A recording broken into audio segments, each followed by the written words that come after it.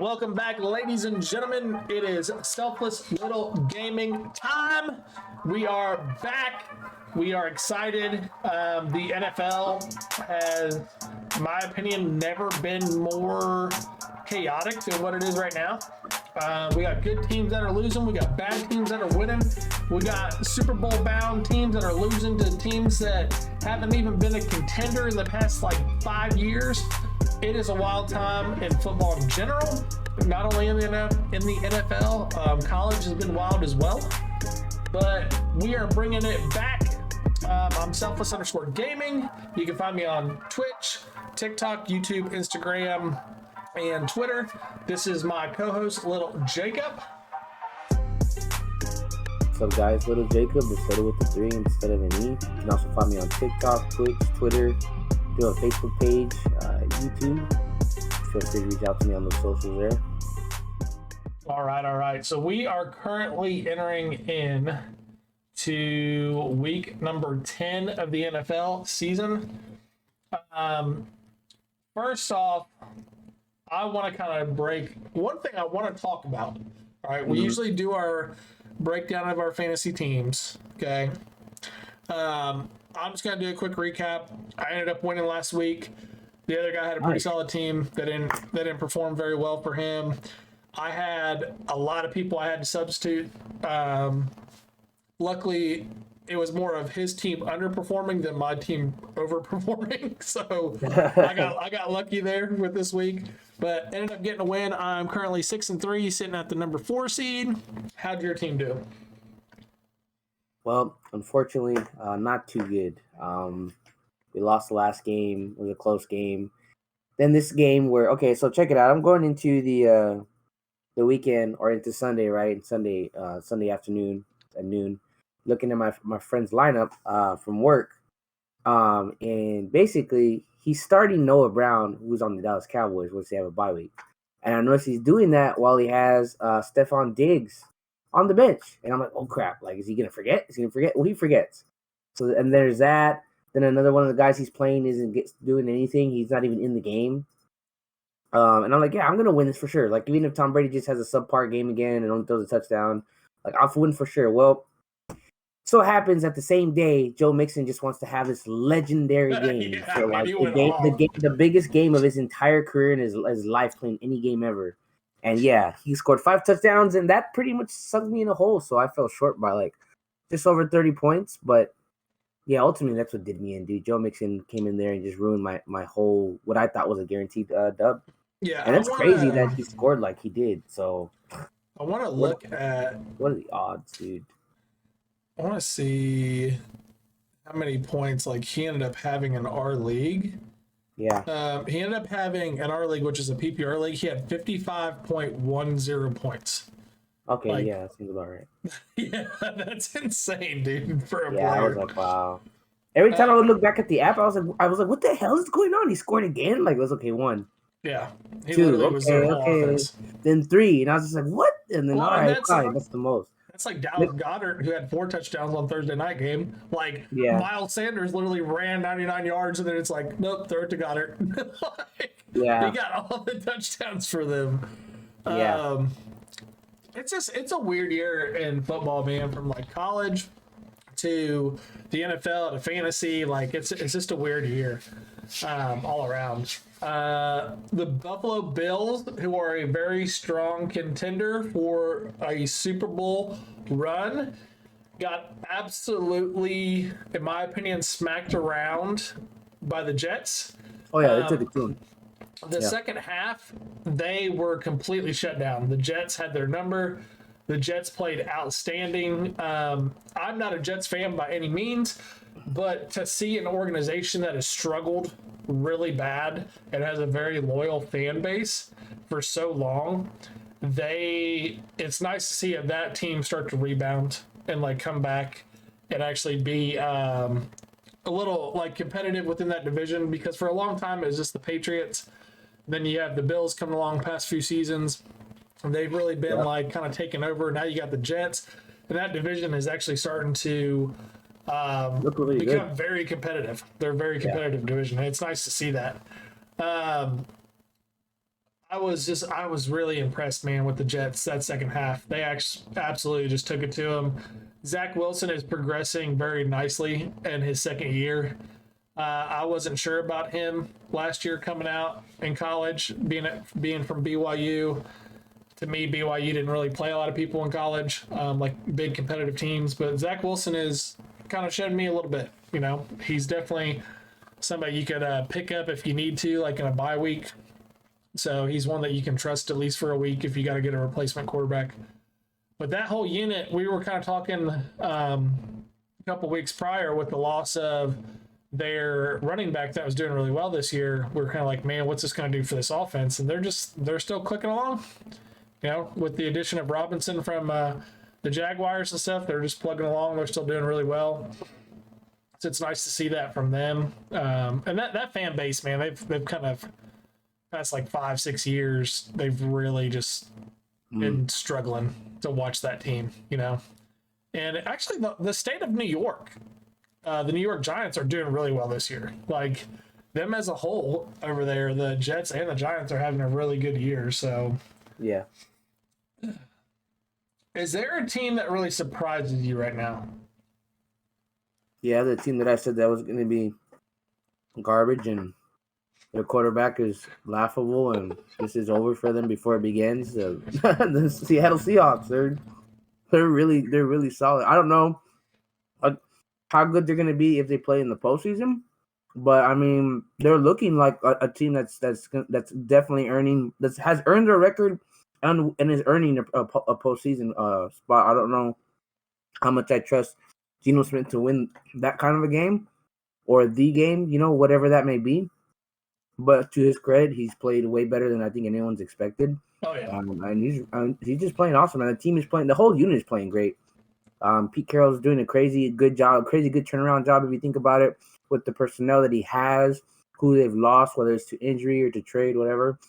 That whole organization is coming together, and they're putting a good foot forward in competitiveness for this football season. They're doing great. I'm really surprised on how good the Seahawks are doing in that division.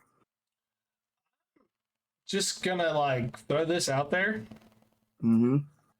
There's a team out there that literally no ESPN analysts are talking about. Mm-hmm. No sportscasters are talking about. We have not really talked about. And this team is currently 7-1, and they are playing absolutely solid football, and nobody's talking about them whatsoever. And it's the freaking Minnesota Vikings, dude. Mm-hmm. Nobody's talking about this team. Actually, we brought it up in our fantasy football group chat because we're going over Aaron Rodgers and all this crap going on with him and everything. And somebody said, what's wild is we're all sitting here talking about this, and the Vikings are 7-1, and everybody was like, holy shit, yeah, the Vikings are 7-1 right now, and nobody talks about them. And I'm looking at their schedule. They got the Bills this week. They got the Cowboys the week after on the 20th. Mm-hmm. Then they got the Patriots, the Jets. They got a tough 4 weeks coming up. But then after that, dude, they got the Lions, the Colts, the Giants, Packers, Bears. They could very easily, I could see them beating the Patriots, depending on where the Jets are at and stuff. Yeah. They're facing them at home. I could see them beating them as well. But the Lions, the Colts, I could see them from that point on, 1, 2, 3, 4, 5. I could see them winning their last 5 games easily. Yeah. They could honestly be a 2 or 3 loss team this year going into the postseason. And it's just wild to me because nobody's talking about that. When I saw some of the highlights from the end of the week, I'm not gonna lie, when I was looking at the highlights and just some of the games and going through the scores and everything in the league, that did catch my attention that they're 7-1. So I've been trying to look into, just how good they are really facing them this year, because they are looking a lot like that Vikings team that they went to the NFC Championship game, but they lost. I think so, yeah. I think wasn't it to the Eagles? I think. Mm-hmm. Yeah. So they're looking a lot like that team that got there. They're looking pretty dangerous. I mean, they're doing great. The defense is playing solid. Kirk Cousins is playing at his pay grade. Honestly, I mean, he's playing really good. And you still got Dalvin Cook. They have a lot of good players, man. I think it's interesting to see. They still got Justin Jefferson, Adam Thielen. They got some really good receivers. They have a really whole good core. I think that it's going to be a matter of how they play over the next half of the season. But if they continue to play the way they are, I mean, they're going to be right there. With the bye week probably in the NFC. See, and what's crazy to me is like, at first I was just thinking like, okay, like this whole team's got to be playing out of their mind, and it's really not. Like, you have Justin Jefferson with 867 yards receiving, which honestly, like, he's averaging over 100 yards a game, which that's going to help, obviously. But then everybody else behind him, it's not like crazy stats. Like Adam Thielen is 52, averaging 52 yards a game. Kirk Cousins, right now, he's thrown 13 touchdowns, 6 interceptions. He's been sacked 16 times. He's got an overall rating of 89.5. Yeah. I mean, that's honestly average quarterback play, in the NFL. Dalvin Cook, he doesn't have a ton of rushing yards. He has 608 on the season, but he is averaging 4.6. And I think that makes a huge difference right there. And the fact that when he carries the ball, he's almost getting 5 yards. That is the type of things you need to help Kirk Cousins out to be able to manage a game better. Because we've seen it when they get behind the sticks or it's like 3rd and 10, that's when he really struggles. And he doesn't make like the best decisions. So I don't know. Like it's kind of wild. Because like just looking at their team stats, it's not like stuff that just jumps off the board at you where you're like, holy crap, this team's amazing. Like they got so many athletes. Like there's nothing like that out there. It's just kind of one of those things where it's like, how are they winning these games? Yeah, I mean, one thing that I'm looking at that on the team stats that kind of stands out, but I don't know if it's what I think it means, which is be crazy, is that the turnover ratio looks pretty high for them. Like, oh yeah, their defense is very good. They're getting the football, like they're getting the football on the defense. So it sounds like if anything, it's their defense that's performing consistently. If anything, Yeah. Because even when they did the one game that they lost, they probably did get a turnover. I'd have to go back and look because I don't remember what game that was, but. Like so far they have 10.5, 12, 14, 15, 17. They have 17 sacks on the year as a defense. One guy's got 8.5 sacks. Nice. It's a Darius Smith. So I mean that's pretty solid. Oh yeah, for sure. But yeah, the Vikings, man, like if y'all are playing them, y'all better be ready because they're definitely a team that's definitely not getting the recognition that they should be getting, being 7-1 at this point in the league.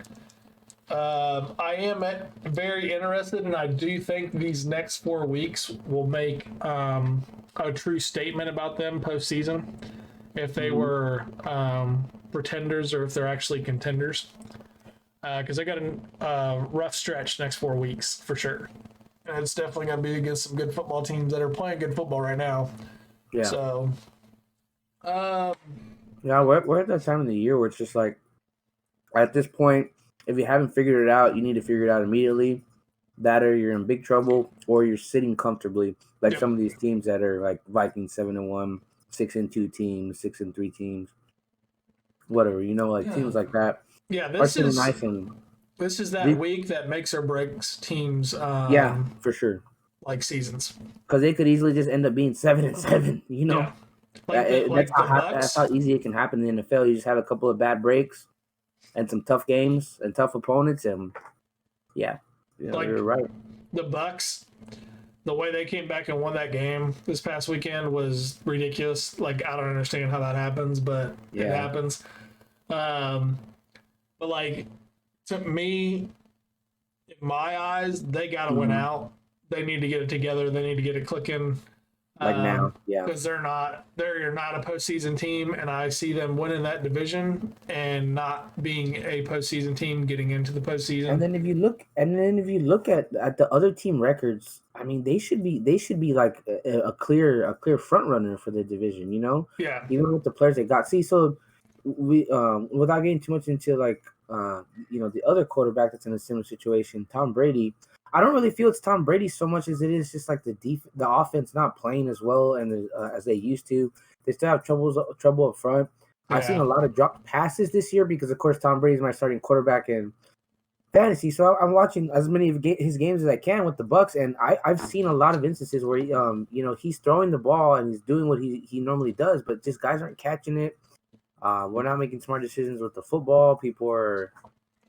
There's turnovers. I don't know. I don't feel like it's really a Tom Brady thing so much as it just the whole team altogether just isn't anywhere near as good as they were last year. Like, when they were playing the Rams too, and the Tampa Bay just feel like they got lucky to beat a team that was just a little bit worse, Well, like, his offensive line's been bad. Like you were talking about up front, they got a lot of issues. They got a lot of guys hurt on their offensive line. Yeah. But, like, I mean, hell, dude, I've had Julio Jones. That guy ain't played in like 5 weeks. And then he came out last week and he had a touchdown catch in the end, like red zone, had a touchdown catch. I think he only had like 30 yards. And then this week he came out, had a couple of catches and stuff, took a hit, and then he's out the rest of the game. And it's just kind of like, that is a guy that if he could stay healthy would be a huge impact with him and Mike Evans lining up across from each other. But it's just, I don't know, like, they've had a lot of injuries this year. They've had a lot of issues. And I think he's just kind of, like, I don't know, he's trying to steer the ship and repair it at the same time with all the injuries he's got going on, in my opinion. And even as good as Tom Brady is, he can't do that. Yeah. He just can't do that.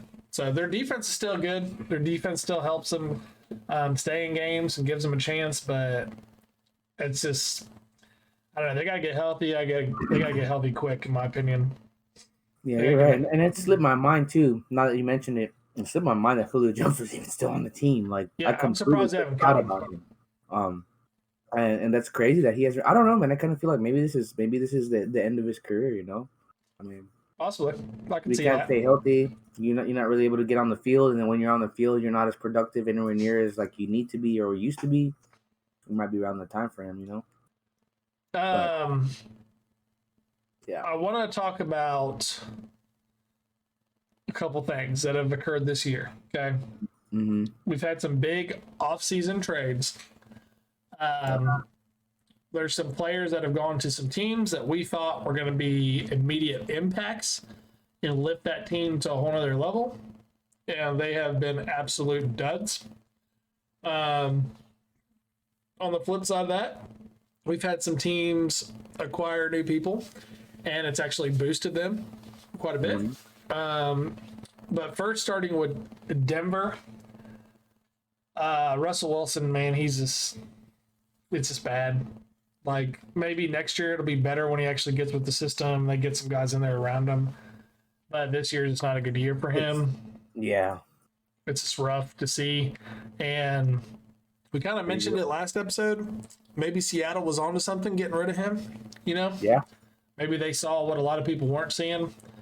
And they clearly got the better end of that deal. But, man, Devontae Adams, I thought him moving on to Las Vegas was going to be a good thing for him because Derek Carr, I thought, was a pretty good quarterback. But, man. And a former teammate. I just don't understand how they keep putting themselves in situations where they are winning football games and they're just clearly finding a way to lose it. Yeah. There's just no other explanation around it. There's some things where it's like, man, this team's just got a string of bad luck.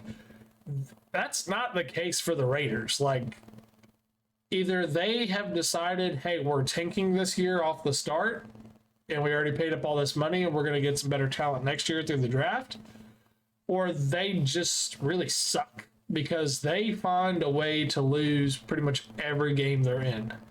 And there's a lot of times where they are completely in control of the game, and that doesn't matter. You're literally just waiting for that one series where you're like, they come out, they do something stupid, throw a pick, turn it over, and you're like, okay, now this is the point where they lose the game.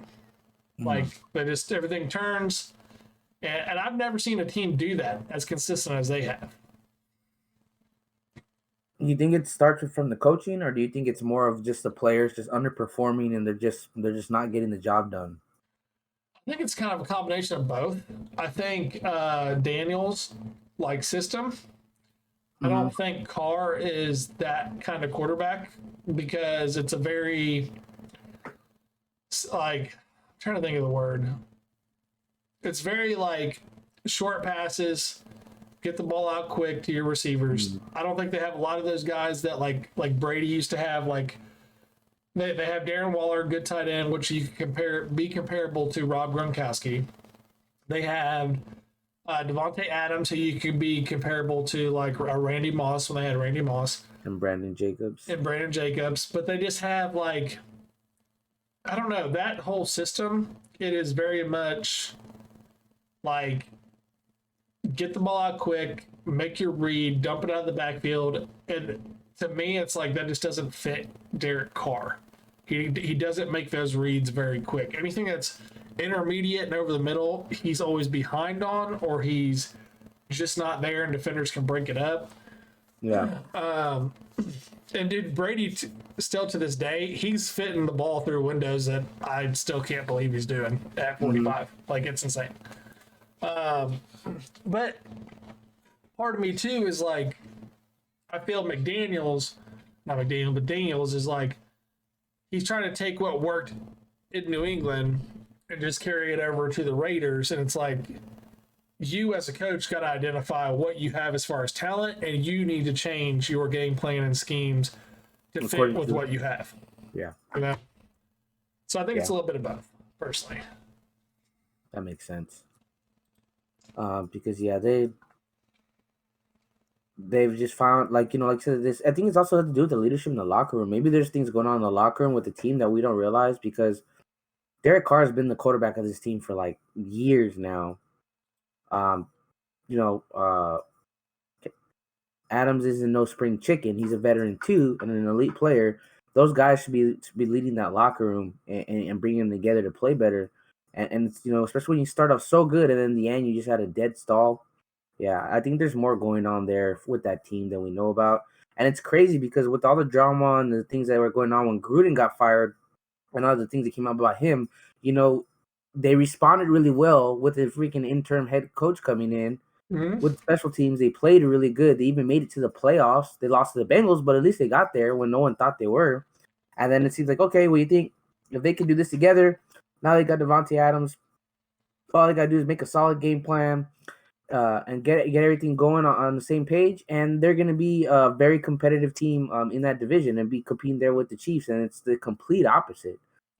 So something I think somewhere else that is out of whack or not right or needs to be fixed that's we don't know about that's going on with that team. So and I think management too is also trying to like shop around for players, because like Jonathan Abrams, who they drafted with their first round pick, I think it was like 2020 or 2019, they just waived him, so he's no longer with the team.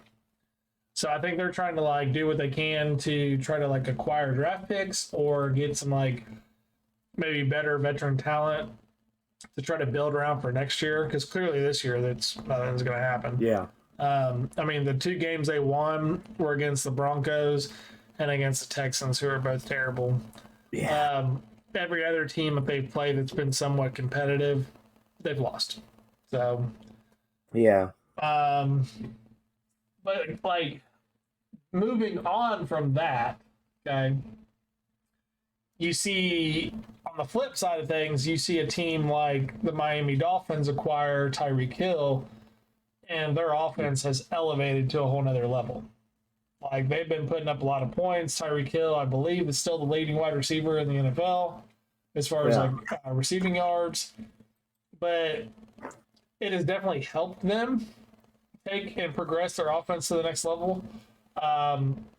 But they're currently still 6-3. They're second in the AFC East. Tua's playing pretty good when he's been healthy. He's got 15 touchdowns, 3 interceptions. Yep. They got a solid running game now with Raheem Morissette and Chase Edmonds. But then Tyreek Hill himself, he's got 1,100 yards receiving. Dude, no, this is a crazy pace, dude. Dude, he's just insane this year. I think actually he's got 76 receptions. I think he's either first or he's still second behind Cooper Kupp for receptions on the year. I think he's first because I'm showing Cooper Kupp at 72. Okay, so then he surpassed him this past weekend because I remember they brought up something during that game where like him and Tyreek Hill were like right there with each other and stuff for receptions on the year. Because they said something crazy with like Cooper Kupp. The last year he had 145 receptions, and so far this year he was on pace for like 155, and that was going to be like the all-time record in the NFL. So like Tyreek Hill could very well break that. Yeah, he can. I mean, dude, if he were to stay at this same pace and play out the rest of the games, that's over 2,100 receiving yards. That's crazy. Yeah, the dude is nuts. He's had 4 catches for 40 yards or more, and more than 18 catches for 20 yards or more. I mean, he's just racking it up on them, dude. Like, it's just and here's the thing too. When you look at the offenses, he has 1,100 yards, and he had 76 receptions. So he's 4 receptions more than Cooper Kupp, and Cooper Kupp only has 813 yards. Yeah, it's a big difference. Like, it's the offensive production between like some of these different teams. It's just crazy. Like the Rams, not to get off like tangent from Dolphins, but the Rams' leading rusher right now for the season is Darrell Henderson with 253 yards. Yeah. And you're 10 games in. Like, or 10 weeks into the season. What? Like, your leading rusher has only got 253 yards, and somebody could turn around and be like, oh, well, they throw the ball a lot and stuff. Not really, because Matthew Stafford has 1,900 yards passing. You know, like, that's about average for a quarterback in the NFL this time of year. As a team, they only have 547 rushing yards. Yeah, they're just not very good at running the ball. But yeah, I get what you're saying. It's just, I don't know. There's some teams right now this week, they got to win, and they got to keep that momentum going for the rest of the year to have a chance at the postseason. I want to personally go ahead and say this right now. The Philadelphia Eagles, they're facing the Commanders on Monday Night Football. Yeah, snooze fest. I'm just going to go ahead and call this. Right now, they're playing really well. I think what you're going to see from this team is kind of like a Baltimore Ravens scenario where the Ravens play really, really well throughout the season. People can't seem to figure them out. Then all of a sudden, it's like first week of the postseason. Teams now show their hand and they're like, this is how you actually defend this. We didn't want to show you during the regular season because we knew we were going to see you again. And they shut them down. Yeah. I think that's what's going to happen to the Eagles. They're obviously going to be a postseason team. But I think when they run into those teams in the postseason, those teams are going to show those little wrinkles that are going to really slow down their offensive production and truly test their offensive production. And that's when you're going to see them fall flat, in my opinion. Yeah, so one thing I will say is that because they do like to run the RPO a lot, and that's the thing a lot of teams have struggled with or try to keep up with, and they haven't been able to for the Eagles or with the Bills until this past Jets game. They did have to do a lot of quarterback runs and run the football because Josh Allen threw 2 interceptions. He didn't throw a touchdown, but he ran for 2. He had the most rushing yards in the team. So that kind of tells me that they figured out how to lock him up in the skies. So the only thing they had to do was just make the best effort to stop him on the ground, which you can argue that they did, but they didn't. They found a way to win against that kind of offense. The only team that has been able to find out how to win that against is the Eagles. But going to seeing how they do a similar kind of offense and run those kind of similar plays and RPOs, options, and a lot of things like that.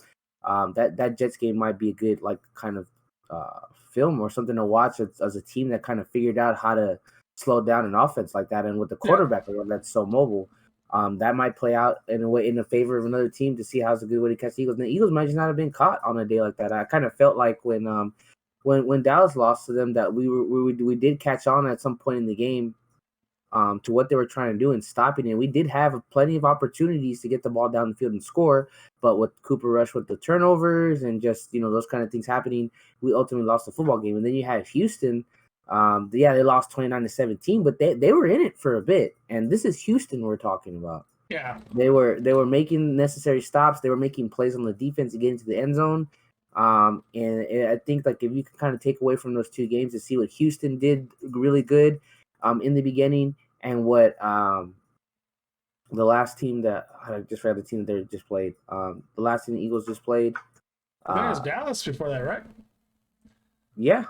It was Houston, and then they played Houston this past week. Steelers. They played the Steelers. The Steelers. Yeah, the Steelers. So they played the Steelers too, right? I mean, we're kind of getting some information on how these teams might operate. So I don't know, man. I think you're right. It might be one of those situations where they're playing good now, but once there's enough data to get supported from what teams played the best against them and how, you might see a different outcome, because I have seen people put their best foot forward so far with the Eagles. They haven't been able to finish the job, but that might be possible, because we've seen teams. What did Cardinals go last year, 9 or 10-0? Or you remember that season? Doesn't the Steelers? They went 11-0. They were just so on it. Yeah. And I remember, because this is when Dak was hurt. We had Andy Dalton and two other quarterbacks. We actually almost beat the Steelers. Or actually, I think we might have beat the Steelers barely, or they barely beat us. And then it just seemed like after that, their whole season just went down the drain. Then they went to the playoff game and they embarrassed themselves there. And it was just one of the worst seasons, this minus the last season, that Ben Roethlisberger's ever had, because it's dude, how do you start off so freaking hot? Yeah, they went 1, 2, 3, 4, 5, 6, 7. They went 12-0, and then they lost 3 in a row. They barely won the last game of the year. Or no, they won week 16, barely won that. Then lost again last week of the season. So they lost to 2 of their divisional rivals. Then I don't know where it says postseason. Postseason right here, they lost to the Cleveland Browns 48-37 in the first round of the playoffs, and they finished out the season 12-4 when they started 12-0. Yeah, that's nuts, man. Yeah. It can happen. I'm just saying, it can happen. And the Cardinals, things change. Let's see what they did. Then the Cardinals won 9 or 10 games in a row. They went on a nice run last year. But then after that, it's just dude, they stunk it up. Yeah, they barely beat that, it was they were not even the same team. Yeah. They went 7-0, lost week 8, won week 9, lost week 10, 1 week 11, 1 week 13, and then lost, win. Yeah, that's crazy. Lost, and then postseason they got destroyed. People get teams and players that get space jammed, and that's where they get their talent stolen, and it's just gone. It's who is this? Who is this person? Who's this team? It's crazy that it happens like that sometimes. Speaking of space jammed, and having your talent stolen. Yep. I want to talk about the Green Bay Packers. Oh yeah. I want to talk about my good old buddy Aaron Rodgers, folks. First off, I just want to say this. Me on, was it Monday? Mm-hmm. I think it was Monday. I come back from, I go, to the restroom at work. And I don't know how you all are over there in Texas, but I get paid a nickel. My boss gets paid a dime. So I'm going to go ahead and poop on company time, okay? I'm going to take a nice poop on company time. I come back to my desk from the restroom, and I'm not joking. On my Messenger app, I had 92 messages of notifications on my Messenger app, and I'm just Okay. thinking something has happened in my fantasy football like group chat. Like something has crazy's happened, or somebody's pissed off, and there's a fight breaking out. Like Oh shit. something, because it's never popping like that. Yeah. So I open it up, start scrolling up. First thing I see is Aaron Rodgers is only struggling because the Packers refuse to get him help. Then the next text I see is, you guys are ass clowns and Aaron Rodgers is the problem. It's not the fact that he doesn't have help. Aaron Rodgers has had good talent that he still has not done anything with. And it just went back and forth, going on and on. Yeah. So here's the thing with me, okay? I'm a big analytical guy. I like facts, okay? And if you really dig deep enough, you can look at the analytics and performance of players, and there are things that you can find and you can basically weed out, all right? These guys kept talking about how Aaron Rodgers, so I'm going to ask you these questions. These guys keep saying Aaron Rodgers has never had good wide receivers around him. Would you agree with that, yes or no? No. So why would you not agree with that statement? Just the different receivers that he's had the opportunity to play with. Devontae Adams had a pretty good receiver. Randall Cobb, Greg Jennings. He's had some pretty nice assets throughout his So career. that's exactly what I brought up. I said the dude has had Greg Jennings. He's had Jordy Nelson. He's had Randall Cobb. He's had Devontae Adams. And they're like, yeah, man, but it's just not the same. Those guys aren't Hall of Famers. And I said, dude, not everybody that's in the NFL is going to be a Hall of Famer. You know? Yeah. Not everyone that wins the Super Bowl is a Hall of Famer, you know? Yeah. So, like, Trent freaking Dilfer, bro. Like, literally, Trent Dilfer was probably one of the worst quarterbacks to ever win a Super Bowl. Has a Super Bowl ring. He's got it. So what I'm getting at, though, is they keep going on and on about how he's never had help. And I said, look, from 2008, because I brought up Jordy Nelson was probably one of his best wide receivers he's played with. And they were like, what team did Jordy Nelson go to from the Packers?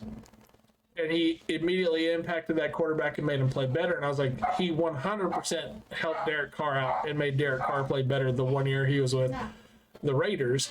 And I was like, but you can't really say that because he played 1 year with Derek Carr when he spent the previous 16 years with Aaron Rodgers. Yeah, with Aaron Rodgers. Like you can't compare that, you know?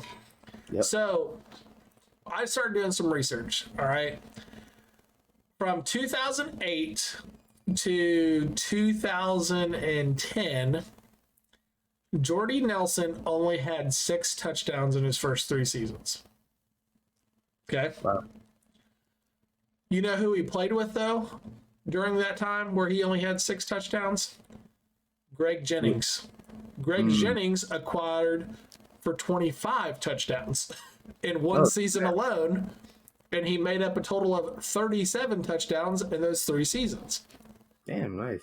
So there's a primary receiver, and there's a secondary receiver. As always. When Greg Jennings left and went to the Minnesota Vikings, and Randall Cobb came in, guess what happened? Within a 3-year span of Jordy Nelson being there with Randall Cobb, Jordy Nelson within 3 years acquired for 42 touchdowns. Dang. He had 35 touchdowns in 1 season, dude. That's ridiculous. So to me, I'm sitting here and I'm like, you cannot argue that he did not have comparable weapons at wide receiver. Like he literally had great wide receivers both playing with each other at the same time. So what I pointed out was in 2010, I think it was, or 2013. It's 2013. That is when Aaron Rodgers got his first contract of $100+ million. From 2012, beforehand, you look at the rosters that he had, you look at the running backs, the defense, everything that he had there. Then all of a sudden you go to 2013, he gets his first $100+ plus million contract because he always wants to be the highest paid quarterback in the league. The team started to take a hit. His first contract from 2013 was $115 million. His next contract is $135 million. His next contract extension, which is the current one now, is $155 million. So, in the amount of time from 2005, if you break it down from 2005 to present, Aaron Rodgers has acquired $350 million from the Packers. Yeah. You look at a different quarterback from 2005 to now, because that's when Rodgers pretty much came in the league, was 2005. You look at Tom Brady from 2005 to now, Tom Brady has only made $165 million. Dang. Look That's at crazy. Tom Brady's rosters compared to Aaron Rodgers' rosters. It all comes down to money. It all comes down to one guy wanting the whole pie for himself. And he has literally been the issue for the Packers. He has literally strapped that organization because they have always wanted to keep him, but they've had to pay him. And due to that fact, that is why the Packers continue to fall short. That is why they're in this state now where people do not want to play with him. It is very obvious that Davante Adams wanted out. It's very obvious to me Aaron Jones does not want to play with him. These guys do not want to be a part of that organization because he is there. And look at what he has on the field. Yeah. So you can't sit there, in my opinion, you cannot sit there and say you deserve the most and turn around and cry victim when the game that you are a part of is one of the biggest businesses in the world. Yep. Absolutely. I mean, and I think the history speaks for itself. Whether you see how many Super Bowl rings Tom Brady has won over those years, and how many Super Bowls Aaron Rodgers has won over those years. And I can tell you, folks, if you don't know the number, you can carry it in your hands. It's not much. And that's just the thing is like once I started posting all that stuff in the group chat, a lot of guys started getting like upset, and they're like, dude, like you keep saying it's money related and everything, but like they could draft better. And I'm like, I understand you can say they can draft better. I was like, but dude, they literally brought in and drafted Greg Jennings. They drafted Jordy Nelson, Randall Cobb, Davante Adams. Like they have drafted these people.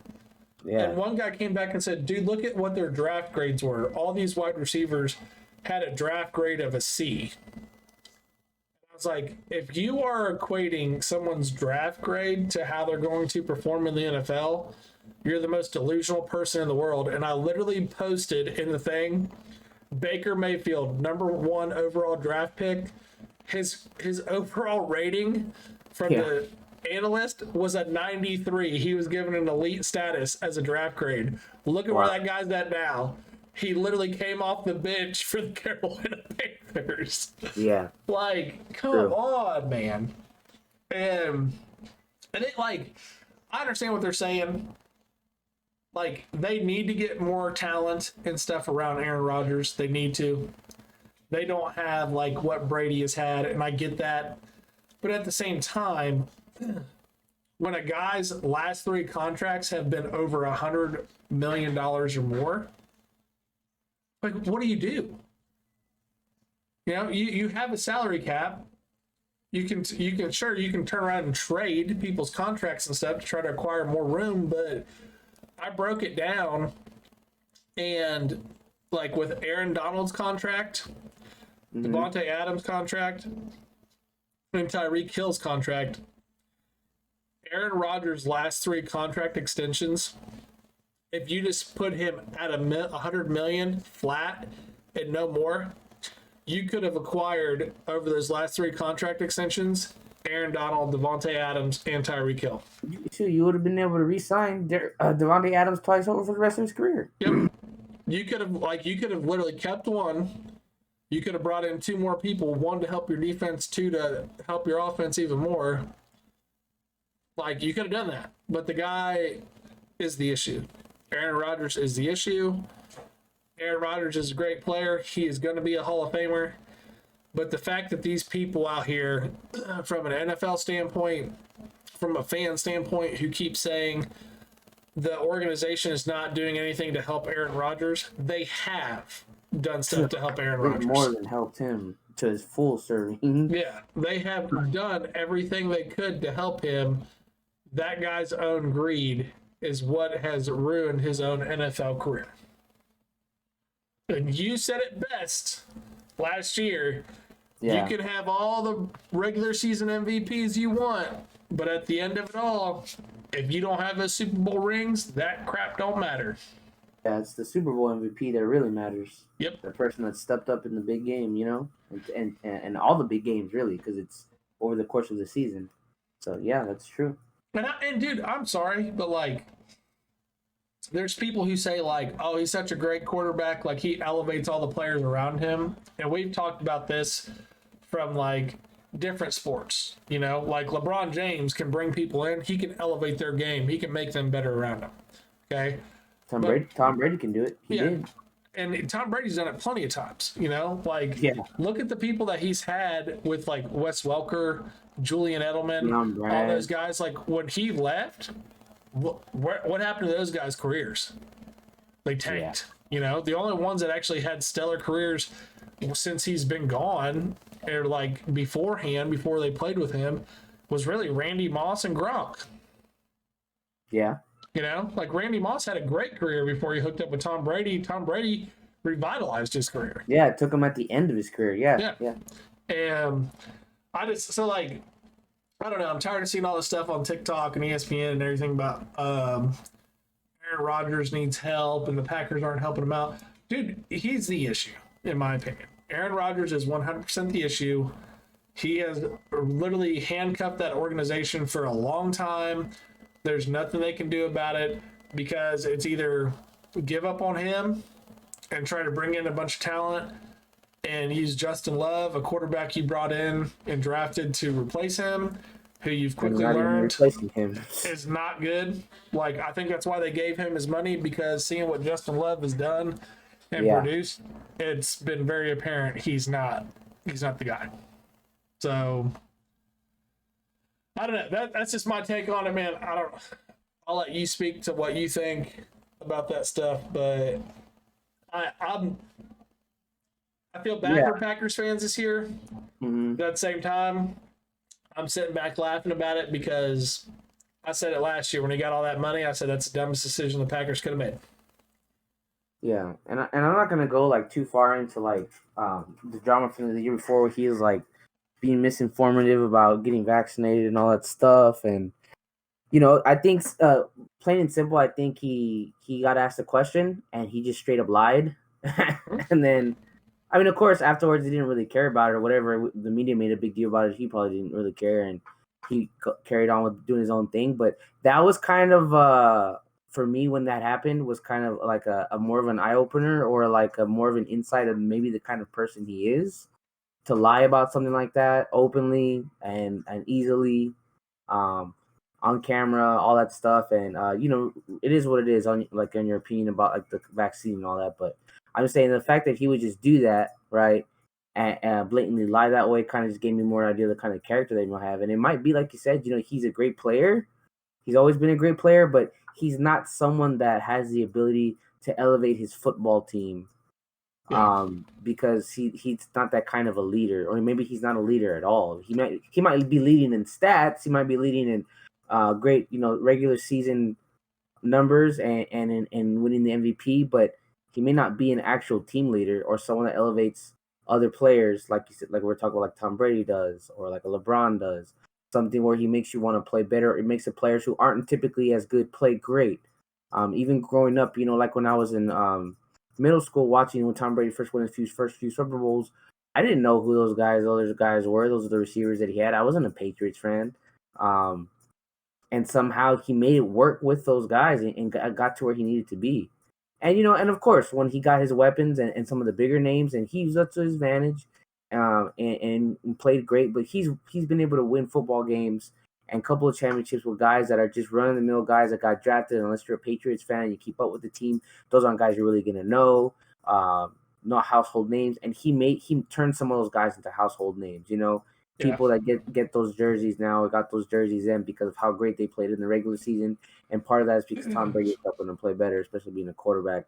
And it's just apparent that Aaron Rodgers can't do that. I mean, we're going into Week 10, and it's still like their offense is extremely dysfunctional. Besides the lineman problems, with blocking up front, he's just not in sync with his receivers at all. Their drop passes, I don't know. It's just the whole thing is out of whack for them, and it's not just the front office of the players. As a player like Aaron Rodgers, especially when you have the MVPs, when you have the regular season stats like he does in the background, the accolades, you would still be expected to go out there and lead your team and make it work with what you've got and put a better foot forward than how they've been playing. I think at the end of the day, they're a professional athlete, and to have that kind of reputation about you, you expect more from him. You would just have to expect more and have to put someone to blame. Maybe not all of it because it's a team sport, but you'd have to put some of the blame for everything on him. Like one thing that stands out to me when I look at Rodgers and his team, and I look at like Brady and his team, I can't remember how long ago it was. It's like 2, 3, maybe 4 weeks ago. Remember when Brady got in like a little bit of like a scrum on the field? Like God kind of like knocked him down late, and Brady got up and was like talking shit to him and all stuff. Yeah. And then all of a sudden Mike Evans comes out of nowhere and just like levels the guy and starts going ham on him without thinking. Yeah. Without thinking. And people are like, what are you doing? He goes, dude, that's Tom Brady. That's my quarterback. Yeah. Like, that's my guy. Yeah. I've seen some people like knock Rodgers around and get up in his face and all that stuff. I don't see too many people acting like that. For him, yeah, having his back that way. I got you. You see what I'm saying? Like, and that's why I just think, like, from an organizational standpoint, I just feel like there's not a lot of guys that really want to play for him. I think there's guys that are like, oh, yeah, I could go play with him. Like, Aaron Rodgers is good. Yeah, he'll definitely, be able to get me the ball and all that stuff. But it's not like, hey, agent, whatever you got to do it. Get me down to Tampa. Get me with Brady, period. Don't call me till it's done. I don't think there's many guys doing that with Rodgers. Yeah, for sure. So, that is very telling. That is very telling too, because it's knowing when a quarterback's team has his back like that or is going to do anything to defend him. I mean, it goes beyond just like in the play and when the whistle's blown, you protect your quarterback. So yeah, that makes a lot of sense, man. That is pretty significant from a football chemistry standpoint. Like, I mean, dude, I understand you can say like, man, his wide receivers suck this year and stuff, but he's still got to get him the ball. He threw 3 picks this past weekend against the Detroit Lions. Their offensive production was just god awful. Like, I don't know, man. And like I said, it's a weird year in football. Teams that are normally really good, very competitive, are second this year, not very good. And then we got teams that have been coming around past couple of years. They're still very competitive. And then we got scenarios like this year where the Vikings are 7-1 and nobody's said a word about them. Yeah. Jets are coming on strong. What are the Jets now? I think they're 6-3. Can't believe we're sitting here talking about how good the Seahawks and the Jets are doing. I would have told you. I told you were making a silly joke. If you told me the future would be that, I'll be the first to admit. Oh man. Yeah, and then like what you brought up earlier with the Indianapolis Colts, past 2 years, I don't know what that organization's doing, but past 2 years they acquired Carson Wentz last year. That did not go well. And then they went out and got a veteran like Matt Ryan. And I honestly thought Matt Ryan was going to really help that team because he's been a very good quarterback for a very long time.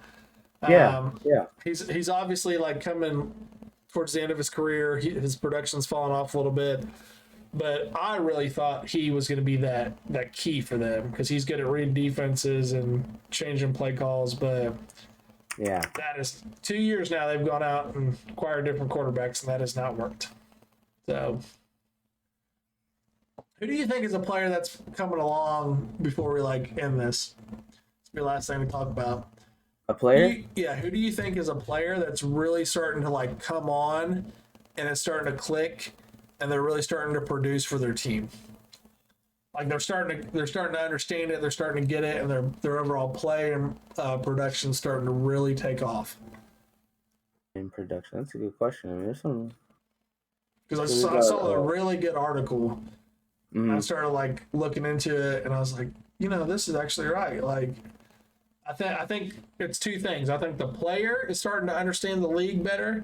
I think they have adjusted to the speed of the game, but I also think the team realizes what they have in the player, and they have started to change their system to better fit the player they have instead of trying to get the player to do what they want from an NFL standpoint. They realize this is what this guy can do. This is what he's really good at. We need to build our system around this. And they've started to do that, and they've started having a lot better production. But who's a player you think it's really starting to come on?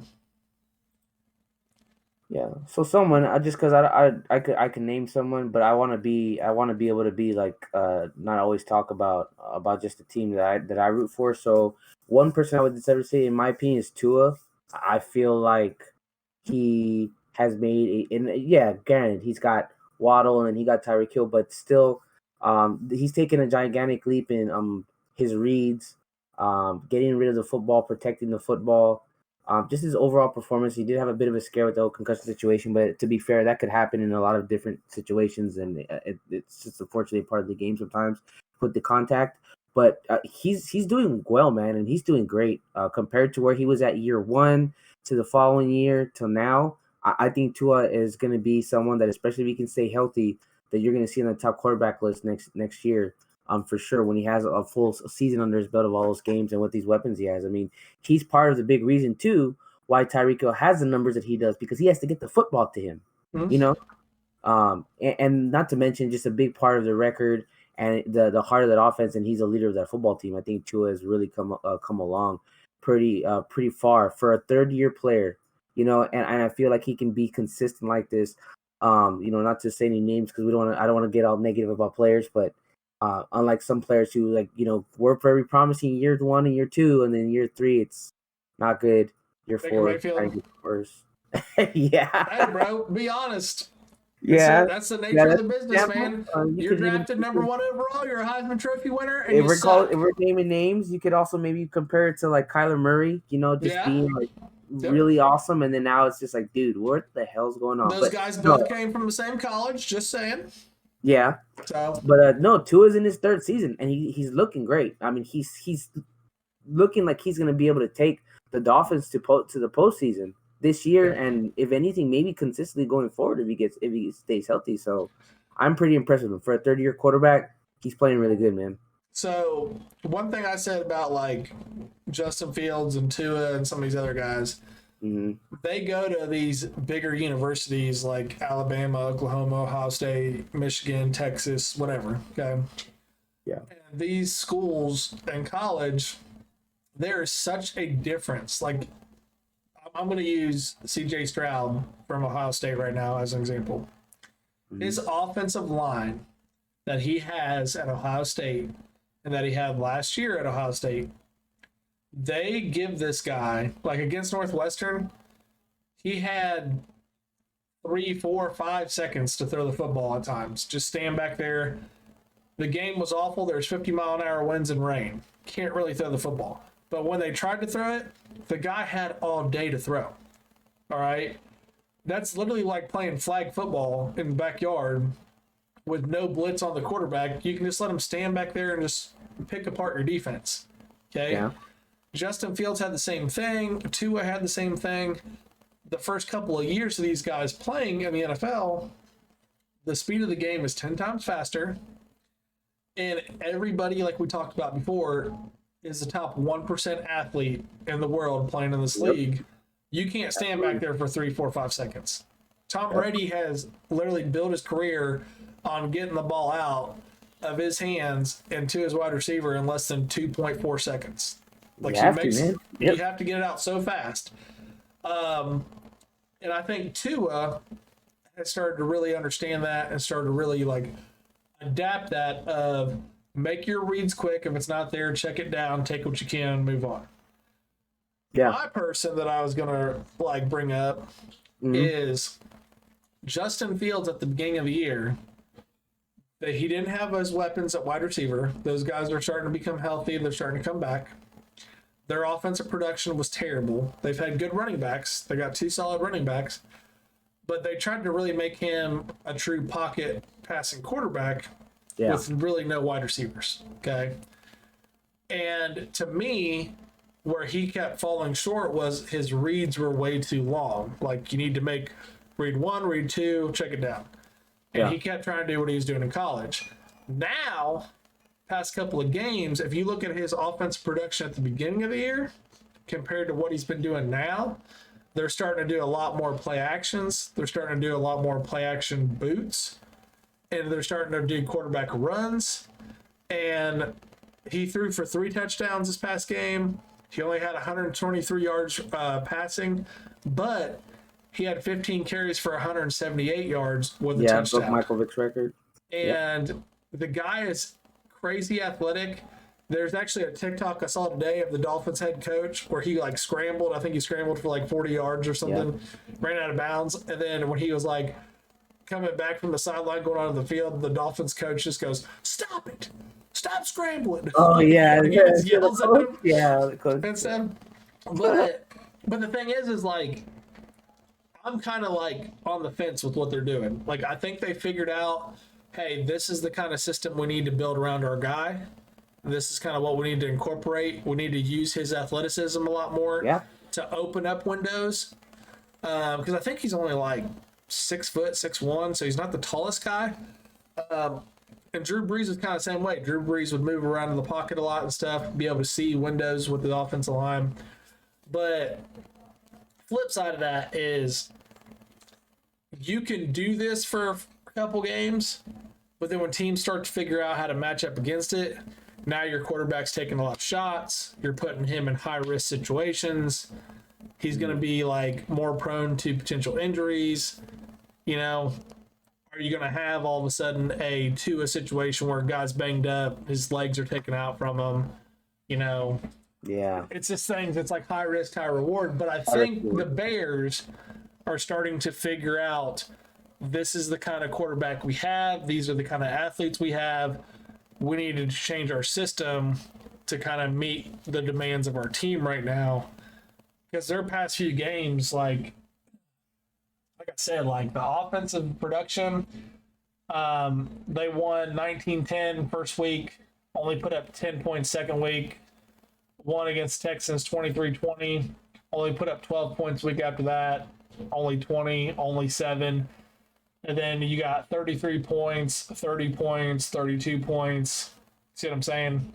Yeah. Like they're starting to figure it out. They're starting to put it together. So, because even the Cowboys defense is, it's like what, number 1, number 2 in the league, and he still went out there and dropped 30 on him. You know, like, and that was to me, that was one of his better performances of the year, passing wise. He's actually a pretty proficient thrower. He just doesn't get a lot of yards, you know, and I think some of that is just really the only wide receiver he's got is Mooney. So, but that's just somebody I think that their team is starting to figure out, like, who they actually have around them, and then, like, what they can actually build off of there and everything. So, but yeah, I mean, they're definitely in a better position. I can't believe I was going to say this, but they're in a better position than the Patriots are with Mac Jones. Mac Jones is playing pretty awful, man. Yeah, they're 4 touchdowns to 7 interceptions. But see, that right there, Daniels was there last year with Mac Jones and had that system in place. Now he's gone. you know, that whole system is completely changed and different. Bobulated, yeah. It's not working for that quarterback. And you can't say that they didn't bring in some like talent for him, because they brought in Devontae Parker, who's been very productive for them. Yeah, for the yeah, and he was in Miami too. Yeah. So yeah, like some of those changes aren't just with players and stuff, coaching staffs and personnel. Like, it's from the coaching staff can definitely make a big impact. I mean, hell, look at Dan Quinn. Look at what he's Yeah. done for that defense as soon as he came in there.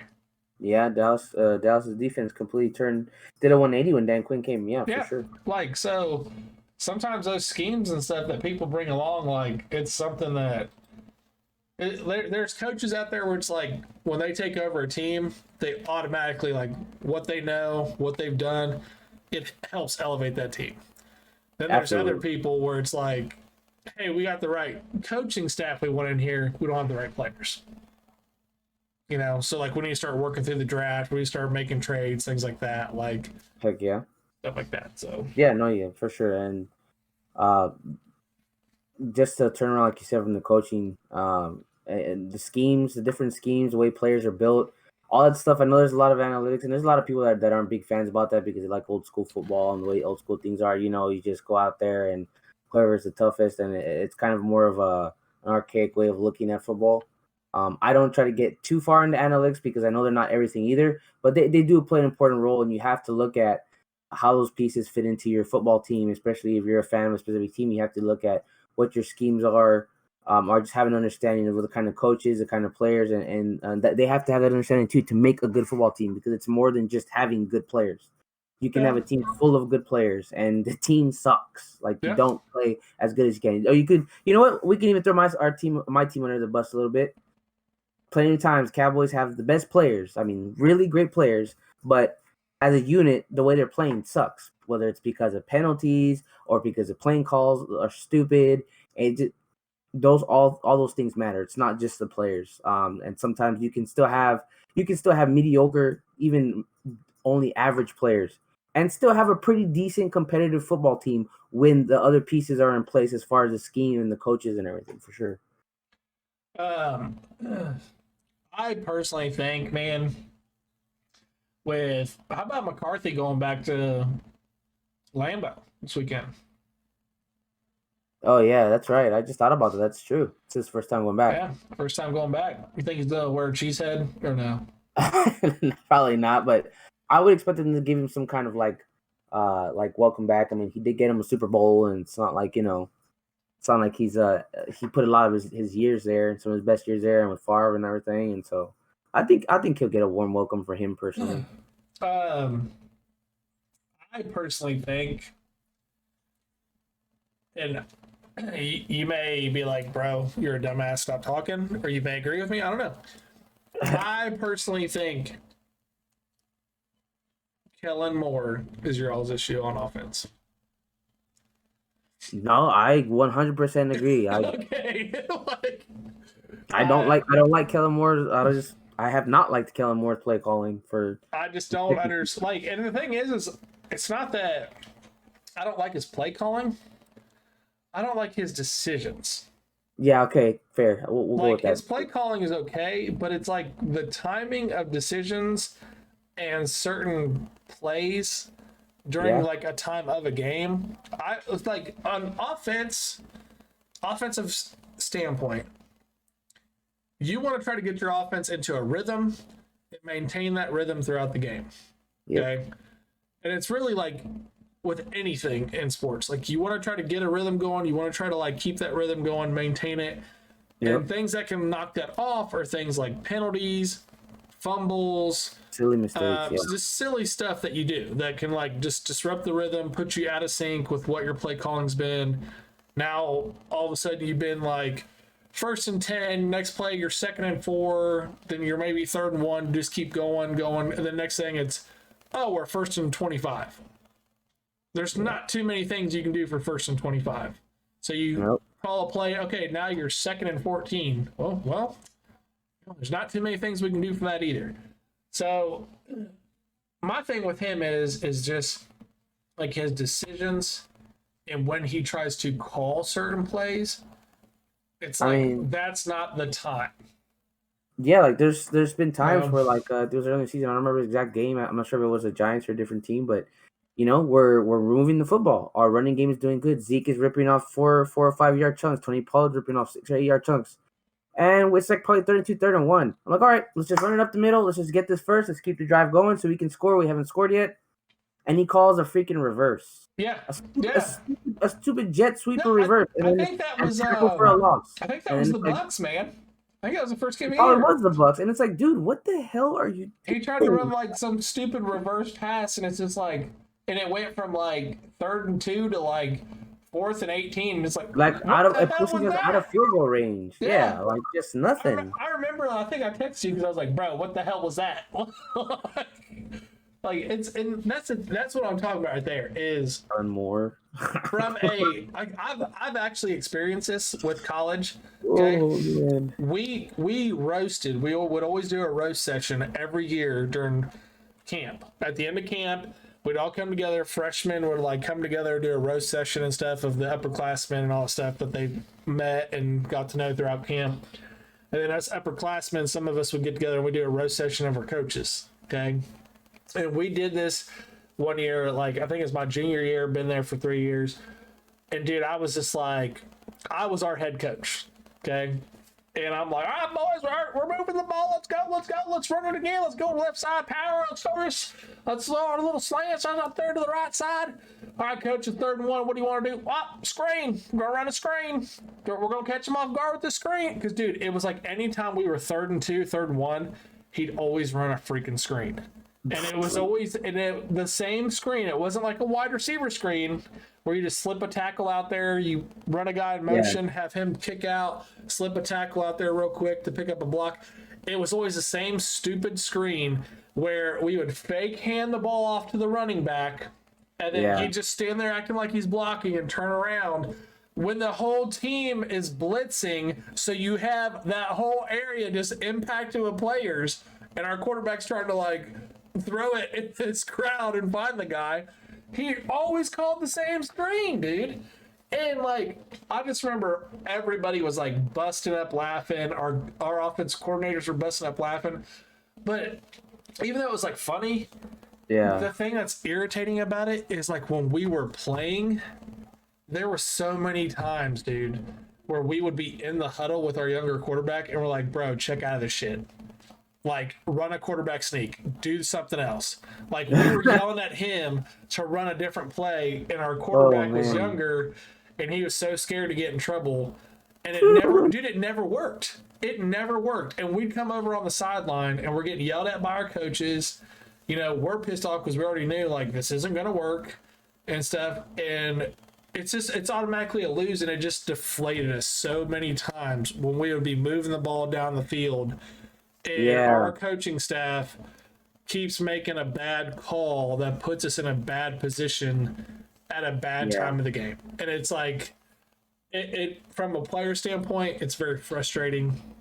It's very like irritating. All your effort kind of just goes for nothing. Yeah, and to me, it's like, I don't know if Dak has that ability to check out of stuff. I would 100% assume he does, I would, and sometimes I wonder that too. I'm sure he does. I just think that he's kind of a coach's quarterback where he's just going to do what the coach says and just as the coach does it, unfortunately. Because, you're right. Like, dude, hand it up to Zeke. It's 1 fucking yard. Why are we running 5 yards east to west instead of north? But, yeah. It's frustrating to see that stuff happen as a Cowboys fan and as a football fan. You're just like, dude, what the hell are you doing? Like the Titans in the playoffs last year, didn't they try to run the ball to Henry like 3 times in a row? And it's just, maybe that's not gonna work. Yeah, it was against the Bengals. Like the Bengals literally had 9 players in the box, like just crammed up a line, and they're like, oh, we'll give it to Henry. Oh, he lost a yard. Oh, we'll give it to Henry. Oh, he didn't get a yard. Oh, we'll give it to Henry. Wait, why is this not working? Let's go, 4th down. Let's trick him on this one, guys. We're going to give the ball to Henry.